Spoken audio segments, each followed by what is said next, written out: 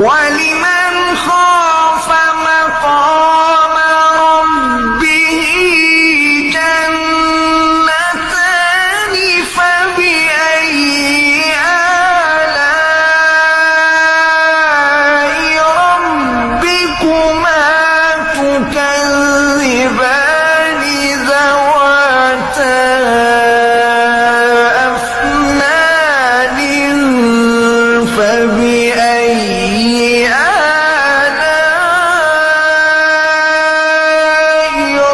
ربكما تكذبان فيهما عينان تجريان فبأي